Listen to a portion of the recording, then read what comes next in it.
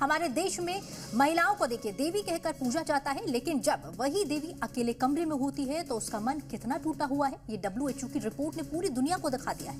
आज हम जिस मुद्दे पर बात करने जा रहे हैं वो हमारे आसपास की हर दूसरी महिला की हकीकत है।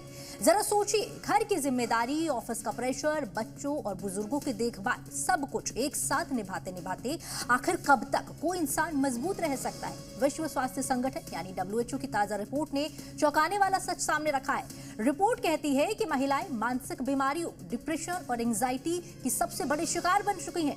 दुनिया में करोड़ों लोग मेंटल हेल्थ डिसऑर्डर से जूझ रहे हैं, लेकिन इनमें महिलाओं की संख्या पुरुषों से कहीं ज्यादा है। ये आंकड़े सिर्फ नंबर नहीं है, ये उस चुपचाप झेली जा रही लड़ाई की तस्वीर है जो महिलाएं हर दिन लड़ रही हैं। सवाल ये है कि जब पुरुष खुद को ज्यादा खुश दिखा रहे हैं तो महिलाएं क्यों इस जाल में फंस रही हैं? इसी पर आज बात करेंगे।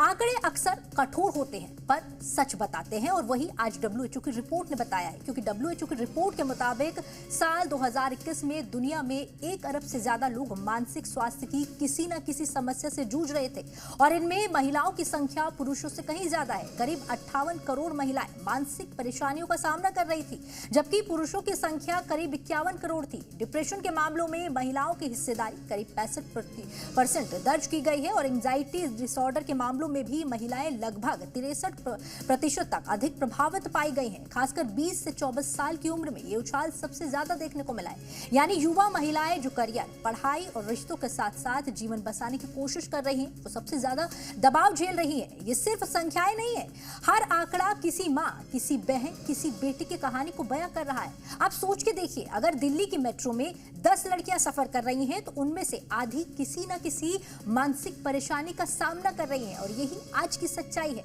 अब सवाल यह है कि महिलाएं ज्यादा शिकार क्यों हो रही हैं? तो वजह जटिल है और कई परतों में बटी हुई भी है। पहली वजह की अगर बात करें तो वो है जैविक बदलाव। देखिए, पीरियड्स के दिनों की बेचैनी, प्रेगनेंसी का तनाव, बच्चे के जन्म के बाद पोस्टमार्टम डिप्रेशन और मेनोपॉज की चुप्पी, ये वो दौर है जब महिलाएं मानसिक रूप से बेहद संवेदनशील हो जाती हैं। दूसरी वजह है सामाजिक दबाव, घर की जिम्मेदारियां, ऑफिस का प्रेशर, रिश्तों में तालमेल और आर्थिक असुरक्षा, ये सब महिला के कंधों पर ज्यादा डाला जाता है।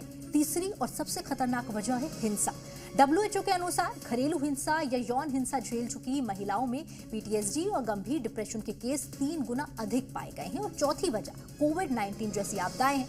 महामारी के दौरान अकेलापन, नौकरी का संकट और घरेलू जिम्मेदारियों का बोझ, इन सब ने महिलाओं को और ज्यादा मानसिक रूप से तोड़ दिया है। यानी ये समस्या किसी एक कारण से नहीं बल्कि कई परतों से बनी हुई है, और जब महिलाएं मानसिक रूप से दबाव में हो तो इसका असर सिर्फ उनके चेहरे तक सीमित नहीं रहता, ये परिवार के माहौल, बच्चों के विकास और पूरे समाज की उत्पादकता पर असर डालता है। WHO और अन्य अध्ययनों के मुताबिक डिप्रेशन और एंजाइटी सालाना करीब $1 ट्रिलियन अमेरिकी डॉलर के प्रोडक्टिविटी लॉस का कारण भी बनती है। सोचिए, जब एक माँ या प्राइमरी केयर गिवर परेशान हो तो उसके बच्चों की पढ़ाई, उनके व्यवहार और भावनात्मक सुरक्षा पर क्या असर पड़ेगा। इसके अलावा ट्रीटमेंट के खर्च ने कई परिवारों को आर्थिक संकट में धकेल दिया है, खासकर कम आय वाले घरों में जहाँ लोग इलाज कर अपनी कमाई का बहुत बड़ा हिस्सा खर्च कर देते हैं।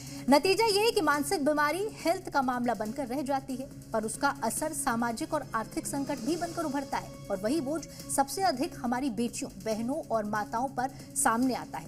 और अब हम सिस्टम की भी बात कर लेते हैं। जहां समस्या इतनी बड़ी है वहां संसाधन और नीतियां छोटी पड़ रही हैं। WHO बताता है कि दुनिया के देशों का औसत मानसिक स्वास्थ्य बजट लगभग 2% ही है, और गरीब या मध्यम आय वाले देशों में ये और भी कम है। ऐसे में कम्युनिटी आधारित केयर, स्कूल और यूनिवर्सिटी में साइकोलॉजिकल सपोर्ट और प्राथमिक स्वास्थ्य केंद्रों में काउंसलिंग की व्यवस्था न के बराबर है। किसे चाहिए ये सुविधा, ये भी बात कर लेते हैं। हर उस महिला को चाहिए, देखिए, चाहे वो कामकाजी हो या घरेलू हो, युवा हो या बुजुर्ग हो। साथ ही सामाजिक कलंक और कमजोरी वाली सोच भी बड़ी बाधा है इसमें, क्योंकि कई बार महिलाएं ही अपने दर्द को छुपाती हैं क्योंकि समाज उन्हें बोलने नहीं देता। हमें सिर्फ पॉलिसी ही नहीं बदलनी होगी, समाज का नजरिया भी बदलना होगा, और जब तक हम संसाधन और सामाजिक समझ दोनों में सुधार नहीं लाते हैं तब तक WHO के संकेतों को हम गंभीरता से नहीं ले सकते।